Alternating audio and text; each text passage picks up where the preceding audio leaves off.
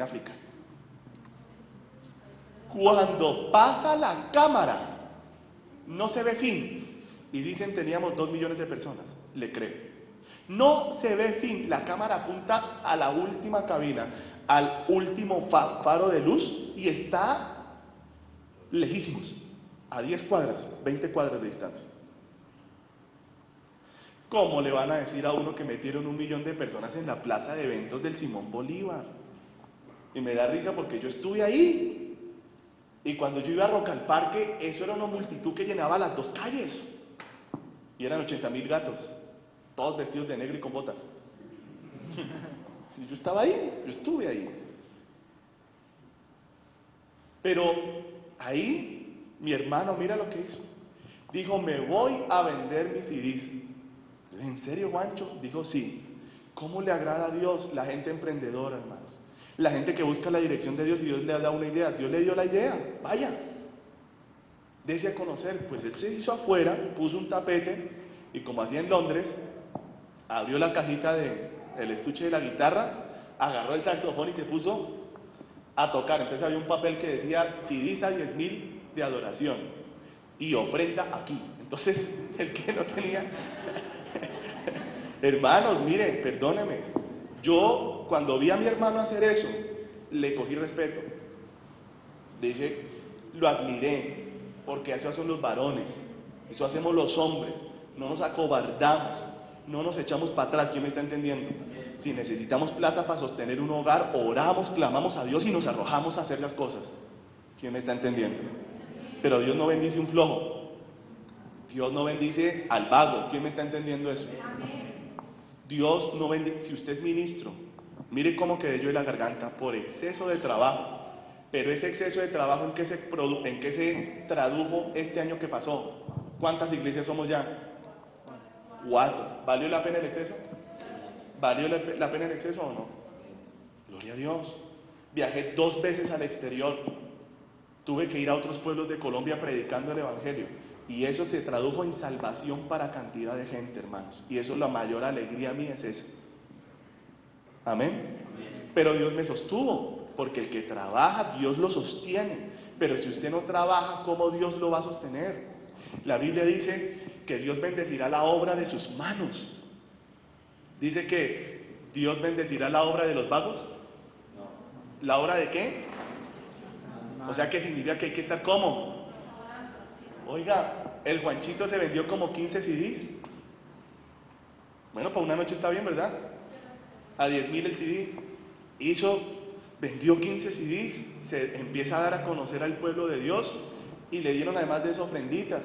Pero él me decía, Toño, pero mire, unos muchachos al pie mío se aparecieron con 2 pacas de chitos, 200 chitos, me dijo él, y se cuadraron al pie nuestro, y nosotros chequeándolos y mirando. Yo me maté 7 horas cantando y tocando el saxofón, que me quedó encalambrada la mandíbula y me salió llaga aquí en la boca. Y estos muchachos en media hora vendieron los 200 chitos a 1.000. ¿Cuánto es? 200.000. No, espere, no se ría todavía. Espera un momentico, Juancho. Y me dice, y se van.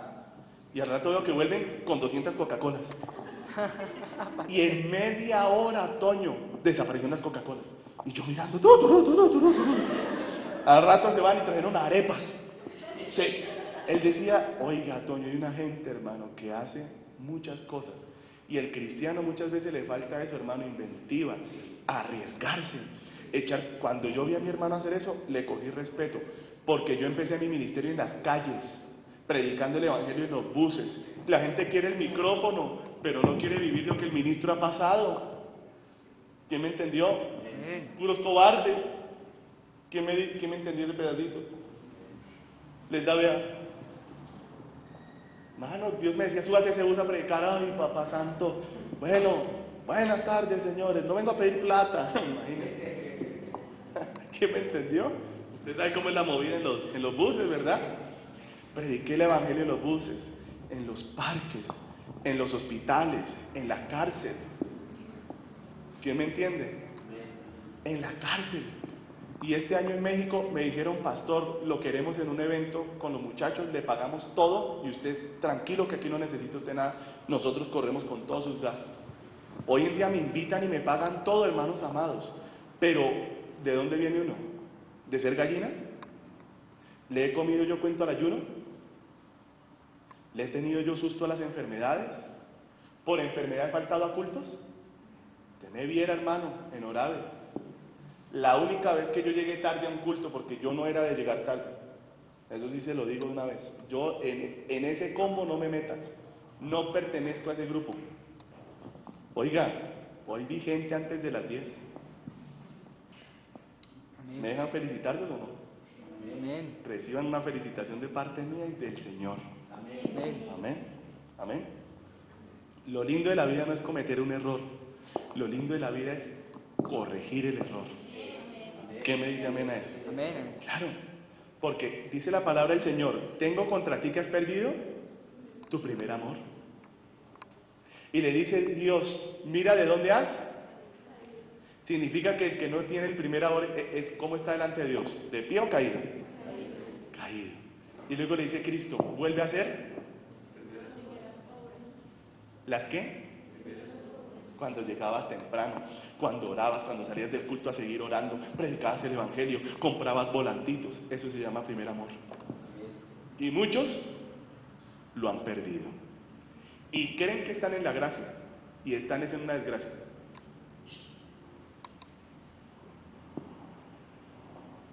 Si no me cree, léalo, Apocalipsis capítulo 2. El que pierde el primer amor está muerto. Cuando llega a juicio, lo sacan. Espere, ya voy a contarle al muchacho de los 18 años, no se me desespere. Lo tengo aquí. Hermanos, Dios quiere que entonces nosotros, ¿cómo seamos? ¿Cobardes o entrones? Entrones. Bueno, es palabra rara, ¿verdad? Entrador, ¿te suena mejor? Hermanos, usted ore. Busque la dirección de Dios y arrójese que usted va con el Señor. Amén. Pero no se desgracie la vida a punta de trabajo inútil, de sol a sol para ganarse 500 pesos. ¿Quién me entendió eso? ¿Quién me entendió eso? Amén. Bueno, en fin, ahí se lo dejo a cada uno que mire a ver qué hace. Pero mire, lo importante de que hoy cada uno de nosotros de aquí salgamos reconciliados con Dios. Amén. Le voy a terminar la historia del muchacho de 18 años.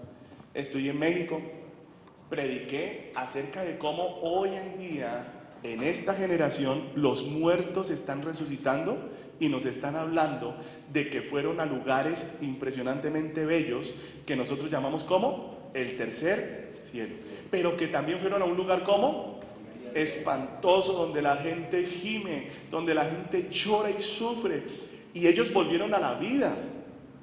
Vea el caso del pastor Daniel Ekechukwu, bueno, un poco difícil. Un pastor nigeriano que duró muerto, ¿cuánto? 3 días, y al tercer día en la campaña de Reinhard Bonnke volvió a la vida. Y él volvió a hablarle a la gente como inclusive un pastor estaba en el infierno, para los que crean que la salvación no se pierde y que basta con decir que usted es cristiano. El pastor decía, ya yo no me vuelvo a robar los diezmos, porque hay pastoras que sacan de la plata de la iglesia como si fuera propia. Y resulta que cada pastor mejor tiene su sueldo y así no se enreda. Amén. Porque la plata de la iglesia es para las cosas de la iglesia. Mira esto que me pasó. Yo prediqué este tema e hice el llamado y dije, bueno, el que quiera arrepentirse de sus pecados y aferrarse a la cruz de Cristo para que la sangre de Jesús lo lave, lo limpie. Aquel que diga, pastor, después de este día me voy a bautizar en agua, porque acuérdese esto, la aceptación, la declaración cristiana, la declaración de que alguien es cristiano es ir a bautizarse en el agua. Amén. Esa es la declaración pública donde yo le digo al mundo entero que he muerto a este mundo. Ojo con esto, si yo muero a la muerte, ¿qué me da? Vida. ¿Menos por menos? Más. Yo muero a este mundo, al pecado, al infierno, renuncio a mis pecados y me aferro a ti, Jesús. ¿Cuántos me están oyendo? Amén. Para vivir en vida nueva y en la resurrección tuya. Eso es lo que usted hace cuando se bautiza en agua. Los apóstoles antiguos no decían venga y haga una oración. ¿Cuántos han leído Hechos de los Apóstoles? Amén. Cuando la gente le preguntaba, hermanos, ¿qué hacemos? ¿Qué decía Pedro? Arrepiéntase cada uno y bautícese. No, bautícese en el nombre de Jesús. ¿Cuántos dicen amén? Amén. Quiero ver las manos levantadas de los que no se han bautizado aquí en esta iglesia. Ay, ay, ay. Escúcheme bien esto que le voy a decir. Vamos a abrir bautismos dentro de poquito, ¿vale? Y es la oportunidad de pasar de la simple creencia a un compromiso con Cristo. El bautismo en agua es ¿qué? Compromiso. Amén. Ojo con eso. Hago el llamado. Me pasa una pareja que estaba en problemas y que al final me pidió consejería de sus problemas matrimoniales. Pasó un joven y una joven y pasó otros muchachos. Yo empiezo a hablar con ellos y de repente viene un muchacho, el muchacho de 18 años corriendo al frente en el altar. Él venía llorando porque el Espíritu Santo le estaba diciendo, tú estás en pecado y lo sabes, pero ven que yo te amo. Ven y arrepiéntete. Y este muchacho traía tanta convicción de pecado que él pasó llorando por sus pecados. Y él pasó corriendo al altar y yo vi cuando él me sorprendió y tenía la carita agachada y lloraba y lloraba. Entonces yo le dije, ven, mi hijo, ven, Cristo te recibe. Porque la Biblia dice, el que a mí viene, yo no le echo fuera. Jesús no te echa fuera cuando vas hacia Él. ¿Cuántos dan gloria a Dios por eso? Amén. Entonces, el muchacho viene y yo le digo, ven, mijo. Hicimos como un circulito y le dije, vamos a orar y vamos a hacer una oración donde le vamos a decir a Cristo que nos perdone los pecados y que creemos en su sacrificio como lo único que perdona pecados. Amén. No alcanzarás la salvación por medio de las obras. Por eso los muertos en Apocalipsis 20 son juzgados por obras, porque ellos están pensando en ¿qué? Ganarse la salvación por sus obras, pero la salvación no la da Dios por la fe en el Hijo de Dios. Grabes esto en su mente. ¿Quiere ser salvo? Necesita dos ingredientes. ¿Cuántos? Dos. Arrepentimiento. Renunciar al pecado y a la maldad. Amén. Y aferrarse por medio de la fe a la cruz de Jesucristo.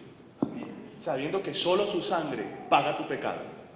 Por ejemplo, si yo me convierto hoy y por ejemplo me vuelvo budista y comienzo a hacer meditaciones, bunga la cachunga, chunga, bunga la cachunga, es que yo tengo unos budistas en el segundo piso. ¿En serio? Y todo el tiempo decir calacata, calacaya, la calacata, cajaya, y uno vuelve a la hora y jacalacata, calacayaka. Eso se llama meditación, que era lo que la mujer esta medio bruja aquí nos hacía en la iglesia. Bueno, bruja y media. Meditaba, por eso usted no me entra en trances aquí en esta iglesia. Usted adóreme a Dios con el espíritu, pero también con el entendimiento. Amén. Nada de nada de esa vaina. Amén. Amén. Perdón si le hablo así, pero es que ese tema me dejó aburrido. Porque usted empieza a invocar espíritus de demonios y eso no es el Espíritu Santo. Cuando uno tiembla por el poder de Dios fue que lo agarró como la corriente y no queda tembloso. Pero una cosa es temblar y otra cosa es empezar como a hacer unos bailes raros ahí. Bueno, en fin, eso no, ahí no se mete. Si yo me vuelvo budista y enderezco mi vida y ahora no vuelvo a hacer nada malo, pregunto, ¿por eso me salvo? No, porque yo necesito que mis pecados que ya cometí sean ¿qué? Borrados. Y solo la sangre de Cristo puede borrar tu pecado. ¿Cuántos dan gloria a Dios por eso? Entonces el muchacho pasa lleno de fe y de arrepentimiento, que es lo único que produce la salvación. E inmediatamente oré por ellos. ¿Saben qué me pasaba? Que la gente salía corriendo de los puestos para llegar a la oración de entrega, lloraban, llorando, porque no querían perderse ese momento lindo de encontrarse con el Salvador del universo, del mundo entero. ¿Sabe para qué? Para que sus pecados fueran borrados, y cuando tus pecados son borrados, tú eres reconciliado con el Padre. Amén. Amén. Significa que no vas a ir a juicio ante Él. Haga así. Usted no tiene idea. El día que usted lo vea, me va a echar un codazo y me va a decir, pastor, ahora sí entiendo. Es inmenso. Es colosal. Y sale un poder de Él y una seriedad que ni habla. Y cuando habla, usted hace... lo estremece así que lo tira uno al piso y no hay uno que hacer, hermano. Porque la voz es como un estruendo, como truenos que suenan. Qué bendición, ¿verdad? No ser juzgado por obras por nuestro Creador, el Padre Eterno, sino que nuestro Salvador se va a sentar un día a hacer cuentas con nosotros de lo que hicimos en el cuerpo. ¿Quién me entendió? Suele decir, bueno, Arquímedes, ¿cuándo usted se convirtió? No, Señor, en tal fecha. Bueno, hijo, ¿y cuántas personas usted trajo aquí al reino de Dios? Entonces, usted sabrá, ¿verdad? Y si leía la Biblia, juiciosito, sí, Señor, sí. Y si oraba, mijito, sí, ¿cuántas horas orabas al día? No, tantas, ¿no? Y servías en la iglesia, sí, Señor, yo ahí me conduje. Entonces a cada uno Dios le va a dar conforme a su obra, pero ese es el tribunal de Cristo. Ahora mire lo que pasó. En esa noche, ese muchacho, cuando dijo con sus labios llenos de lágrimas, Señor, perdóname, él lo estaba haciendo ¿cómo? De corazón.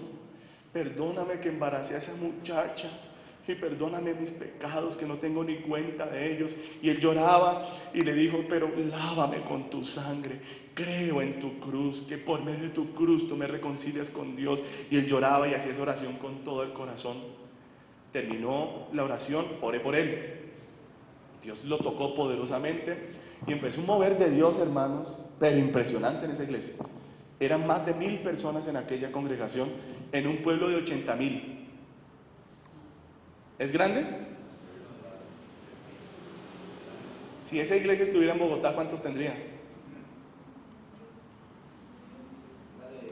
800 por ahí. Mucha gente. Si son 8 millones, El 10%, 800.000. 100,000 personas, ¿no? 80,000, 800,000, 8 millones. Sí, 2 ceros más. 1,000, 10,000, 100,000, ¿no? Bueno, páreme bolas. En esa iglesia repleta de gente, porque la iglesia se fue llenando el viernes más o menos, el sábado se llenó pero muchísimo, y el domingo no eran solo jóvenes, era la cantidad de gente de todas las edades allá queriendo escuchar la palabra de Dios y buscar de Dios. Mire esto, y aquel joven se fue, yo me fui también para la casa del pastor José Luis Ramírez, no tuve problema, el lunes tuve un tiempo de descanso y el martes me fui para Chihuahua sin saber lo que había pasado en Delicias. El miércoles estuve predicando en una iglesia que se llama La Red, en la capital de Chihuahua, que se llama también Chihuahua, que es una ciudad como de 2 millones de personas, inmensamente grande esa ciudad. De esa ciudad, el jueves, arranqué para otra ciudad que se llama Cuauhtémoc. En Cuauhtémoc estuve con una iglesia que se llama Manantiales de Gracia, que compró un teatro de cine para hacer sus cultos. O sea, es una iglesia que ha crecido, pero está como en crecimiento, uno le ve el desarrollo muy fuerte. Estuve con ellos el jueves, con unos jóvenes, luego el viernes, luego el sábado, escúcheme bien, el sábado estuve en un retiro de mujeres y le entregó la vida a Cristo una bruja. El domingo en Delicias, además del muchacho, pasó también una bruja. Yo lo percibí y el pastor José Luis me dijo, uy, Toñito, mira esa mujer. Los dos sentimos lo mismo, era bruja. Y ella le decía a Cristo esto, mira, lloraba y le decía al Señor, porque es que allá en México la bruja es cultural. ¿Sí me entiende? O sea, todo el mundo hace brujerías. Pero ella se le notaba que era de las que guían a los demás en las brujerías, ¿sí? Es una bruja. Y la viejita decía, nunca más, Señor, decía, nunca más. Y lloraba, y yo decía, Dios, el espíritu de brujería. Y yo sabía que ella era bruja. Y lo eché al piso y le hice señas al diácono para que me la acercara para poderla tocar. Cuando la toqué, ¡pum!, cayó en el piso y ella se revolcaba llorando, diciendo, nunca más, Señor. Luego en Cuauhtémoc, el sábado, una mujer que también hacía limpias, brujerías, era la que más lloraba en el retiro, y yo decía, mire esta hermana tan consagrada, decía yo no sé, hay veces, hermano, hay veces que uno ve las cosas y otras donde uno ve nada. Porque si el Espíritu Santo no le revela a usted, usted no ve nada. Y yo decía, mire esta hermana tan consagrada, qué bendición, era bruja. Pero estaba en un llanto esa mujer que ella no se podía contener. Bueno, yo di mi ministración a todas, sin saber que como 10 eran inconversas, entre ellas una bruja. El domingo ministro al grupo de alabanza con un mensaje que le llamo yo la adoración total. Y le hablé la adoración total al grupo de alabanza de Cuauhtémoc. Luego arrancó el culto, ministré y la cantidad de gente que se entregó a Cristo, hermanos, fue impresionante. Así que si ese esfuerzo me costó a mí como 1 mes y medio de reposo y de no poder hablar, sin embargo sigo contento. ¿Cuántos me entienden? Porque muchos fueron salvos. Muchachos con los cigarrillos en los bolsillos, pasaban al frente quebrantados y llorando por sus pecados. La convicción de pecado era algo asombroso, hermanos. Mire, yo he visto muchos milagros, pero lo que más me asombra a mí en la vida es ver a alguien confrontado con sus pecados y recibiendo la convicción del Espíritu Santo de que es un pecador que necesita la salvación. Eso es algo que no pasa en los cultos normalmente. Bueno, me sacan de ese lugar y corro otra vez para Ciudad Delicias a 2 horas de camino para ministrar a las 5. ¿Ahora sí entienden por qué quedé así? Demasiado. Terminé el culto muy cansado, hablé del temor a Dios y fui a casa. Y cuando llegué a casa, el pastor José Luis me contó lo que pasó con el muchacho. El pastor me dice, mire, Toñito, yo no sé si usted se acuerda de un muchacho que usted ministró. Yo le dije, no, yo no me acuerdo, pastor, he orado en 2 semanas por lo menos por 500 o 1000 personas, no tengo ni idea. Pero me dijo, mira, ese muchacho salió esa noche, el domingo en la noche, para su casa contento. Luego le dijo a los papás, papá, mamá, quiero una hamburguesa. Se fue a comprar su hamburguesita, pero nunca volvió a su casa. Entonces los papás ponen el denuncio y a las 5 de la mañana encuentran un cadáver botado en uno de los lotes vacíos de Delicias, Chihuahua, y era el muchacho de 18 años. Le habían pegado 80 puñaladas. Cuando el pastor José Luis me dice eso, yo estaba comiendo y se me atoró la comida. Sentí ganas de llorar, pero no lo hice. ¿Por qué les digo esto? No sentí ganas de llorar porque él hubiese partido con Dios, no, porque yo sé que es mucho mejor el morir que el vivir. Porque el que está ausente de este cuerpo estará presente para el Señor. Eso es algo inexplicable para el que es de la tierra, pero la gente del cielo anhela ese momento, porque queremos encontrarnos con Él. Amén. Mira esto, escúchame bien.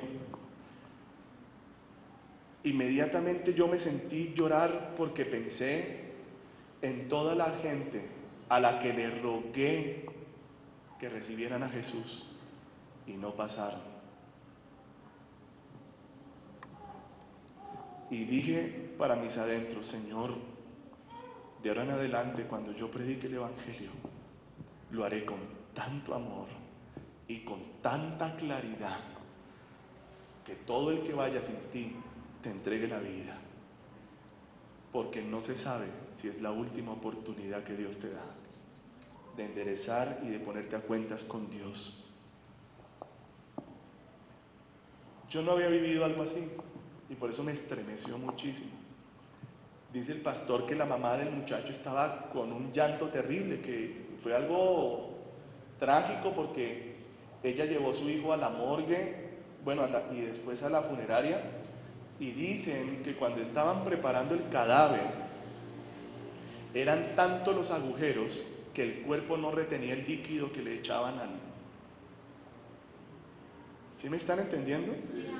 O sea, le echaban un líquido al muerto para que no se pudra, pero tenía tantos orificios que no podía retener el líquido y se salía por las heridas. Claro, la mamita lloraba de ver que la hazaña, eso tiene un nombre en el derecho, la sevicia con que esta gente mató al muchacho. Pero yo alababa a Dios en mi corazón y alababa su misericordia de que sin él saberlo, ¿tú crees que él sabía? ¿Quién va a saber que le van a pegar 80 puñaladas, hermanos? ¿Quién va a saber que al salir esta tarde o mañana en la noche se va a morir? ¿Cómo saberlo? ¿Saben qué me pareció hermoso? Que aquel muchacho pasó con lágrimas. Y miren, ¿sabe qué me pareció más hermoso? Que no me arrepiento de predicar el verdadero evangelio. Porque ¿qué tal si esa noche predicaba un falso apóstol, un falso profeta o un falso evangelista? Le hubiese predicado un falso evangelio donde no había arrepentimiento, sino solo la aceptación de Jesús. Y si tú no te arrepientes, te vas a ir al infierno. Y si tú no crees en el Hijo de Dios, te vas a ir al infierno. Necesitas las dos cosas unidas para poderte salvar. Le doy gracias a Dios por haberme llevado hasta Delicias, Chihuahua, 6 horas de viaje en avión y luego 1 hora en carro para llegar a ese lugar, para bajarme de allí con el mensaje del Evangelio. Prediqué Juan 3, prediqué arrepentimiento y fe en el Hijo de Dios para salvación para perdón de los pecados y salvación. Mire esto, escúcheme bien. Yo estoy seguro porque le pregunté a Cristo. Cuando yo me encerré, terminé de comer, me fui muy conmovido a mi habitación, porque además de eso me contó una segunda historia el pastor José Luis. ¿La quiere escuchar? Bueno, tuvimos el primer día de campaña el viernes. El sábado, el segundo día, un muchacho que había sido de la iglesia, muy conocido por todos, él se había apartado de la iglesia. Entonces comenzó a consumir drogas. El viernes se lo encuentran unos amigos de la iglesia y le dicen: oye, imagínate que vino un pastor de Colombia, un hombre de Dios tremendo, vamos a la campaña que va a estar bien buena, le dijeron los muchachos. El muchacho, ¿qué creen que les dijo? Les dijo como dicen la mayoría: sí, allá nos vemos. Pero no llegó. Luego vino el sábado, se encontró con otros muchachos y le dijeron: vamos a la iglesia, eso está buenísimo. Le dijeron: ayer estuvo precioso, vamos hoy. ¿Qué creen que le dijo? Como hacen la mayoría, ¿no les ha pasado? Sí, hoy nos vemos en la iglesia, pero seguro, no llegan jamás. Mire esto, se encontró con otros, le hablaron 3 líderes de jóvenes y le dijeron: mira, hoy es el último día de la campaña a las 5, vamos, te esperamos. ¿Qué creen que dijo? Sí. Claro, allá nos vemos. ¿Y qué creen que hizo? Nunca.